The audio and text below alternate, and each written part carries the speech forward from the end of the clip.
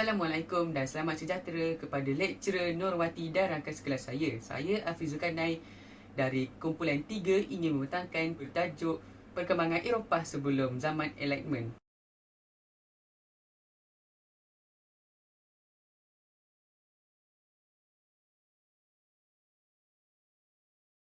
Saya membentangkan bahagian pengenalan perkembangan Eropah dan perubahan masyarakat dan budaya di Eropah.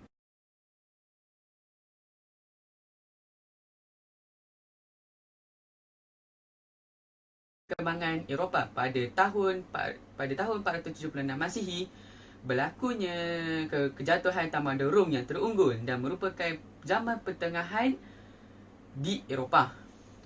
Hal ini menyebabkan zaman pertengahan di Eropah dapat menjadikan peringatan yang sangat penting kepada perubahan besar dalam masyarakat dan budaya di Eropah.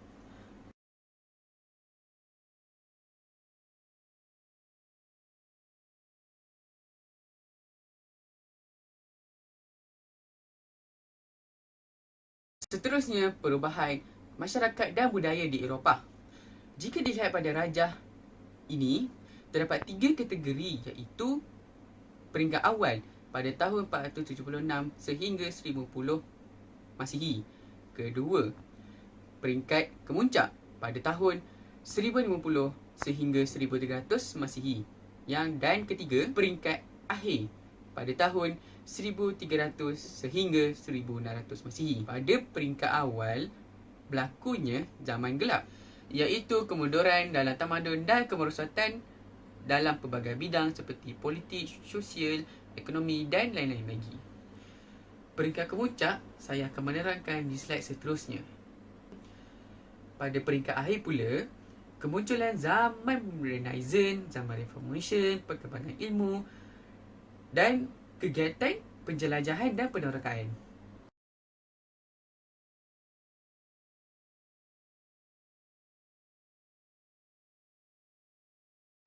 Pada zaman kemuncak pertengahan pula, gereja telah menjadi ejen penyatuan dan ekonomi pula terdapat peningkatan aktiviti pertanian dan kemunculan perdagangan.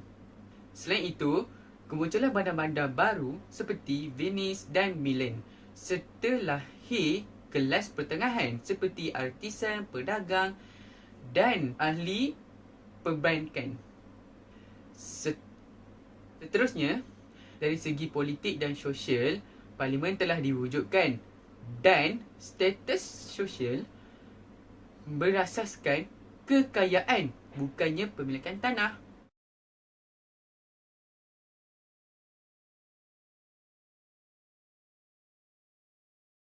Assalamualaikum, nama saya Yusra Zika. Pada hari ini, saya akan berkongsikan tentang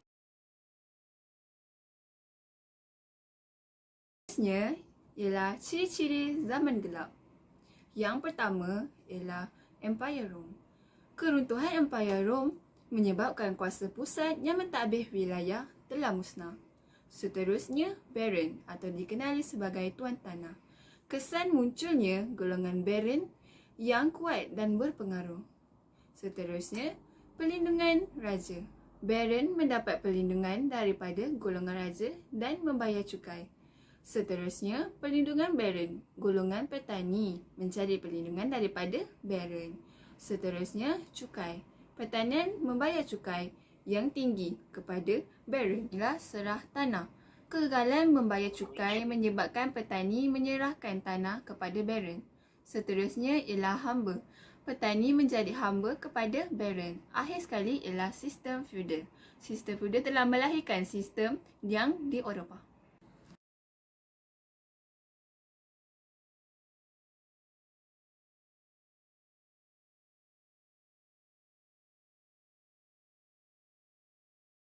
Seterusnya, saya akan membentangkan tentang sistem feudal.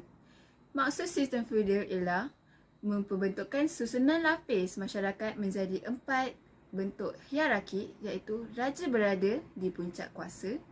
Kedua, kaum bangsawan yang mewakili raja dan pemungut hasil cukai. Ketiga ialah rakyat dan terakhir ialah hamba. Raja membeli perlindungan daripada Baron. Baron pula membayar cukai kepada golongan raja dan memberi perlindungan kepada petani. Petani pula akan membayar cukai yang tinggi kepada golongan Baron. Hamba pula tiada bayaran setelah bekerja kerana ia merupakan sistem kerah.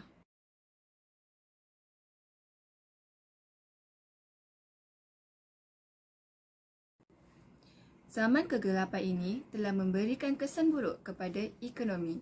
Antara faktornya ialah kegiatan ekonomi terhad dan tidak luas.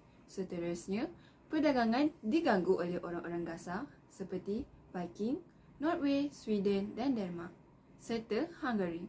Seterusnya, perdagangan di kawasan Mediterranean tidak dijalankan kerana dikuasai oleh pedagang Islam.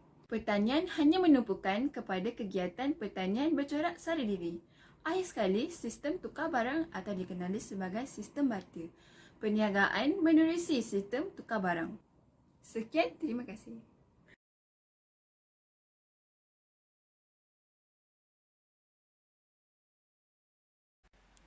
Rumusan untuk zaman gelap iaitu pusat pemerintahan yang sangat lemah, kegiatan ekonomi yang terhad, kelembapan perkembangan ilmu pengetahuan dan juga sifat gereja yang mengongkong. Sekian, terima kasih daripada Afif.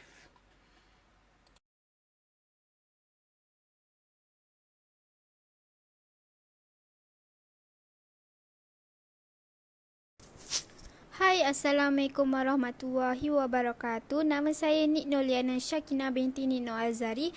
ID matrik saya 17DD T21S1004.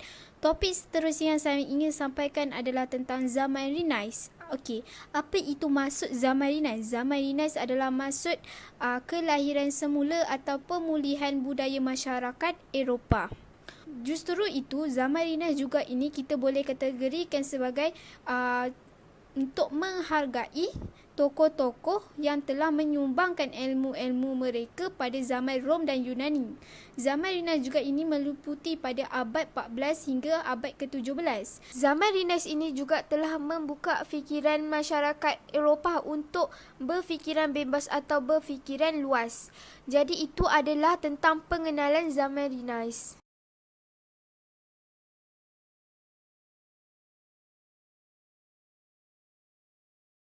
Poin kedua yang saya ingin bentangkan pula adalah tentang sebab berlakunya zaman Renaissance. Okey, kenapa berlakunya zaman Renaissance? Pertama, perubahan dalam konsep pendidikan. Pendidikan zaman Renaissance menggalakkan kemahiran dalam semua aspek seperti melukis, membaca, berpidato dan sebagainya. Contoh tokoh yang telah menggalakkan adalah Leonardo da Vinci. Okey, kemunculan pedagang kaya juga adalah salah satu punca berlakunya zaman Renaissance. Golongan pedagang kaya ini telah membantu menjadi penaja kepada pelukis, penulis dan sebagainya untuk membantu cendekiawan melakukan penyelidikan atau menaikkan taraf golongan bawah. Contoh penajanya adalah keluarga Medici de Florence. Okey. Seterusnya disebabkan oleh kemunculan tokoh aliran humanisme. Tokoh yang telah menggalakkan aliran humanisme adalah Niccolo Machiavelli dan Rome. Okey, apa yang mereka buat? Okey, beliau telah menggalakkan masyarakat Eropah berfikiran luas dalam menyelesaikan masalah dan membantu menyebarkan idea tentang Renaissance.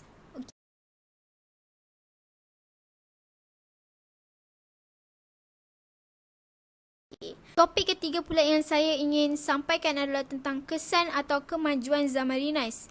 Pertama, perkembangan intelektual. Perkembangan intelektual telah berkembang atau meningkat dalam kalangan masyarakat Eropah apabila masyarakat Eropah ini telah bertembung dengan peradaban Islam di Timur Tengah, Eropah Selatan dan Timur. Masyarakat Eropah juga telah didorong semangat inkuri. Apa itu semangat inkuri? Semangat ingin tahu yang kuat dalam kalangan mereka. Telah muncul bandar-bandar terkenal seperti Rom, Milan yang menjadi pusat perdagangan antarabangsa yang terkenal di Itali juga. Yang terakhir pula, pembinaan dalam semua aspek intelektual dan serta fizikal telah digalakkan pada zaman Renaissance.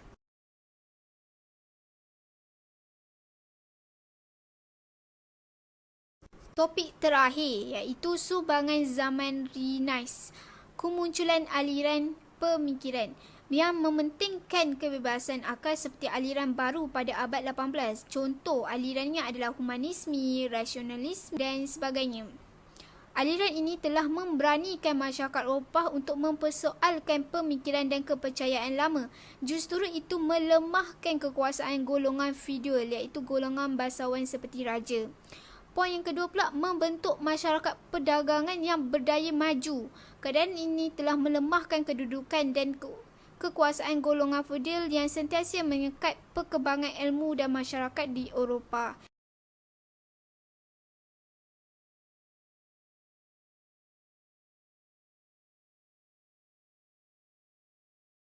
Sumbangan yang terakhir pula adalah melahirkan tokoh-tokoh yang terkenal. Pertama, tokoh pemikir iaitu Leonardo da Vinci, pelukis, pemuzik, ahli falsafah dan jutera. Tokoh ahli sains pula kita ada Copernicus dan Galileo. Tokoh yang ketiga pula tokoh ahli matematik iaitu Tartaglia dan Cardan. Mereka ini telah berusaha menguraikan persamaan ganda tiga. Yang keempat pula adalah tokoh perubatan William Harvey iaitu beliau telah memberi sumbangan dalam kajian peredaran darah.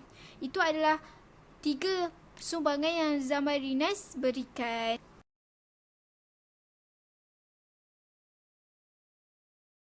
Tentang rumusan apa yang kita belajar tentang zaman Renaissance.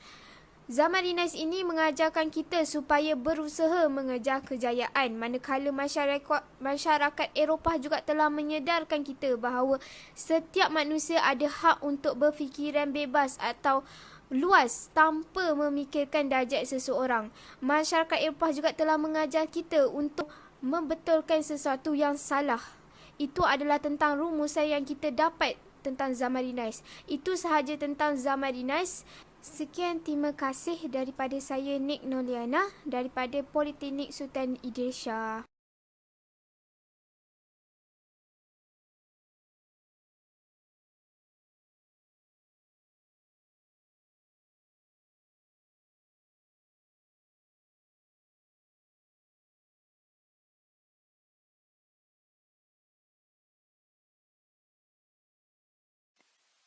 Selamat sejahtera, saya Angelo dan saya akan menjelaskan tentang gerakan Reformation.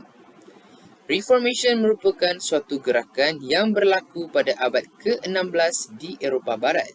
Perkataan Reformation berasal daripada perkataan reform yang bermaksud melaksanakan perubahan atau pembaharuan terhadap sesuatu demi menghasilkan sesuatu perkara yang lebih baik.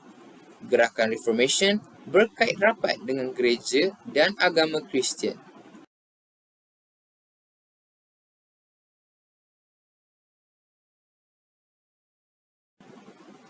Punca berlakunya gerakan Reformation, tentangan terhadap gereja telah wujud sejak dari abad ke-10. Salah satu sebab berlakunya tentangan ini adalah kerana tindakan pihak gereja yang telah meningkatkan usaha pembangunan duniawi demi menjadikan Rom sebagai pusat kekuasaan terhebat di bahagian tengah Itali. Walaupun usaha gereja ini membuahkan kejayaan, namun dalam proses tersebut banyak perkara-perkara negatif yang berlaku seperti rasuah dan penyelewengan. Perkara ini telah menimbulkan persoalan mengenai kedudukan dan amalan gereja Katolik. Hal ini demikian kerana mereka berpendapat bahawa cara hidup yang diamalkan oleh golongan penguasa gereja Katolik sama seperti gaya hidup para pemerintah dan bangsawan serta tidak selari dengan apa yang diajarkan dalam kitab Bible. Penyelewengan yang dilakukan oleh pihak gereja telah menyebabkan banyak pihak berasa tidak senang hati. Salah satu penyelewengan tersebut adalah penjualan sijil indulgence, iaitu surat pengampunan dosa bagi penganut agama Kristian.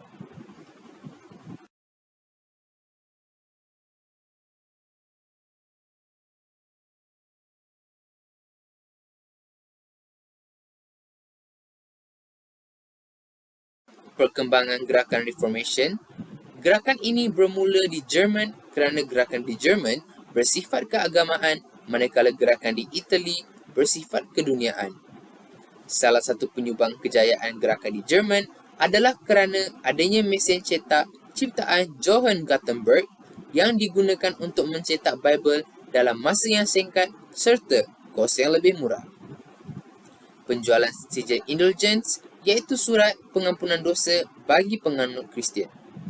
Martin Luther yang merupakan seorang profesor ilmu teologi menentang penjualan sijil tersebut. Beliau percaya bahawa manusia seharusnya bergantung pada kekuatan rohani dan berpegang pada pengetahuan rohani. Ajaran dan pendirian Luther ini dikenali sebagai Protestan yang berasal daripada perkataan protesting yang bermaksud membantah.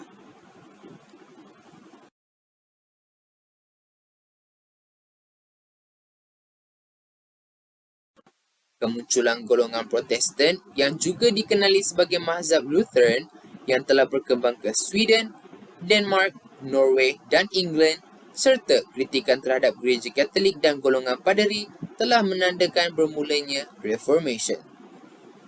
Namun begitu, masih terdapat golongan yang mempertahankan kewibawaan gereja Katolik dalam mengendalikan Counter-Reformation yang bermaksud menahan atau bertindak dalam menentang sesuatu perkara yang baru. Mereka ini berperan dalam menjawab segala persoalan yang dikemukakan oleh pihak Protestan.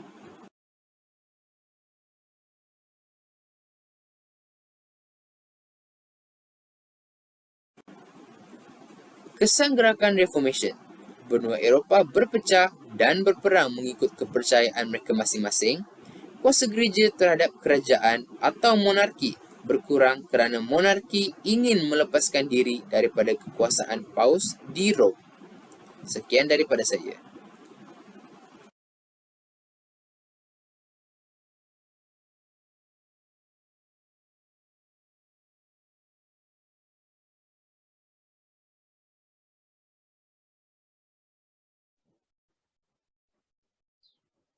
Assalamualaikum warahmatullahi wabarakatuh. Nama saya Nik Izzahia binti Muhammad Razif. Pada saat ini saya akan membentangkan tentang revolusi perindustrian dan pertanian pada sebelum zaman elektrik. Revolusi pertanian merupakan perubahan besar yang berlaku dalam sektor pertanian untuk meningkatkan hasil pengeluaran tanaman. Salah satu sebab munculnya revolusi pertanian pada zaman gelap adalah kerana masyarakat di Britain menghadapi pertambahan bilangan penduduk yang semakin ramai. Keadaan ini menyebabkan hasil pertanian semakin meningkat. Terusnya, revolusi pertanian menyebabkan berlakunya perubahan dalam penggunaan dan pemilikan tanah persendirian. Apabila tuan tanah mendapat kelulusan parlimen untuk membakar tanah awam bagi membolehkan penanaman secara ladang. Edar penanaman secara bergilir yang diperkenalkan oleh Lord Townshend membolehkan pelbagai jenis tanaman ditanam secara berterusan sepanjang tahun. Melalui keadaan ini, kesuburan tanah dapat dikekalkan, seterusnya dapat mengelakkan pembaziran tanah. Pengenalan alat menggali dan menegar ciptaan cetratul dan penggunaan baja asli oleh petani secara meluas juga dapat menyebabkan hasil pertanian semakin meningkat dan tanaman yang lebih subur.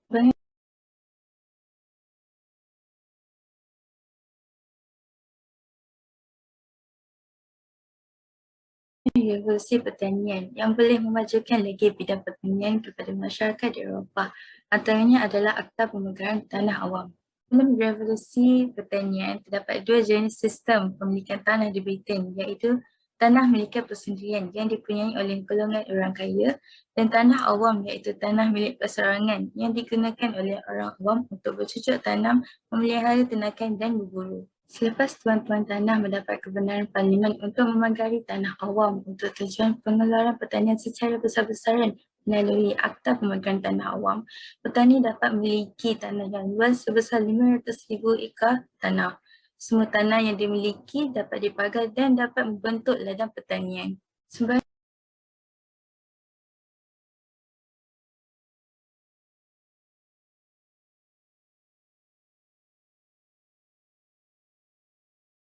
Revolusi pertanian yang boleh memajukan lagi bidang pertanian kepada masyarakat di Eropah. Antaranya adalah Akta Pemegaran Tanah Awam. Dalam revolusi pertanian, terdapat dua jenis sistem pemilikan tanah di Britain, iaitu tanah milik persendirian yang dipunyai oleh golongan orang kaya dan tanah awam iaitu tanah milik perseorangan yang digunakan oleh orang awam untuk bercucuk tanam, memelihara ternakan dan berburu. Selepas tuan-tuan tanah mendapat kebenaran parlimen untuk memagari tanah awam untuk tujuan pengeluaran pertanian secara besar-besaran melalui Akta Pemagaran Tanah Awam, petani dapat memiliki tanah yang luas sebesar 500,000 ekar tanah. Semua tanah yang dimiliki dapat dipagar dan dapat membentuk ladang pertanian.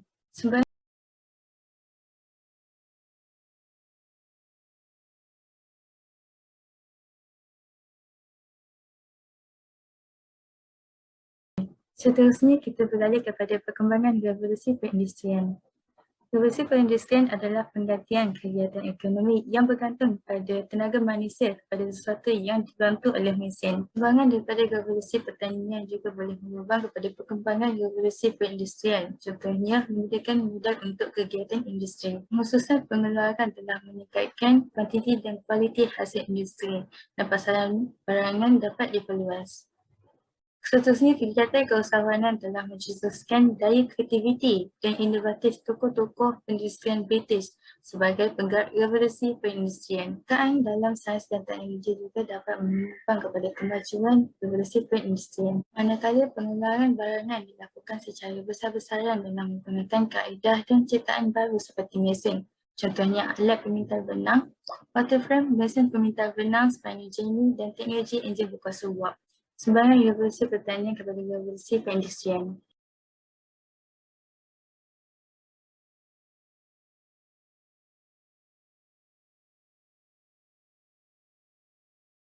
Revolusi pertanian telah menyediakan modal dalam revolusi perindustrian. Makanan mencukupi untuk menampung keperluan pekerja kilang, mengurangkan penggantungan kepada bahan makanan yang diimport. Dana diimport dapat digunakan untuk pelaburan industri.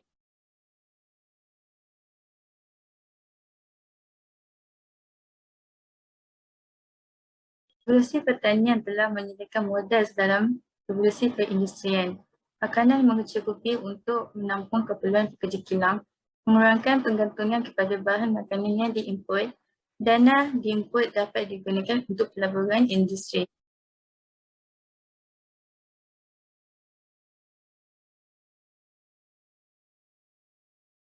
Pada revolusi perindustrian, kita dapat lihat bahawa terdapat penindasan terhadap pekerja kilang. Antaranya adalah tidak diberi layanan yang sewajarnya, gaji yang rendah, larangan menubuhkan kesatuan sekerja, akta yang ketat untuk mengawal pekerja, penggunaan buruh kanak-kanak, masa bekerja melebihi 10 jam, penggunaan buruh kanak-kanak perempuan dan wanita dalam pengurusan padang batu. Berita tindakan kerajaan mengatasi penindasan pekerja kilang adalah meluluskan Akta Kilang 1833 dengan melarang kanak-kanak di bawah umur 9 tahun bekerja. Kanak-kanak di bawah umur 9 tahun dikehendaki bersekolah. Had masa bekerja untuk kanak-kanak tidak melebihi 9 jam. Majikan dikehendaki memastikan keselamatan pekerja kilang dan meluluskan Akta Lombong 1847 dengan menetapkan masa bekerja bagi pekerja wanita tidak melebihi 10 jam.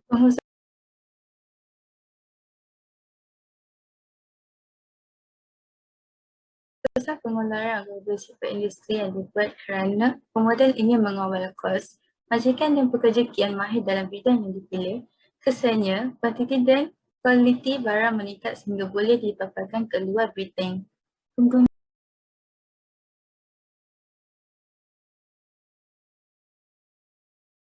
enjin berkuasa uap dan mesin berubah daripada pengendalian tenaga manusia, binatang, angin atau air kepada tenaga lain seperti kuasa uap dan elektrik. Pengenalan mesin berkuasa uap menghasilkan barangan yang banyak dan murah serta mudah ke pasaran luar. Kemasukan ke pasaran antarabangsa akan menguntungkan usahawan. Keuntungannya akan digunakan untuk mempertingkatkan lagi pengeluaran dan perdagangan. Penghasilan tenaga uap melalui proses pembakaran arang batu. Maka, Britain amat beruntung kerana mempunyai arang batu yang banyak.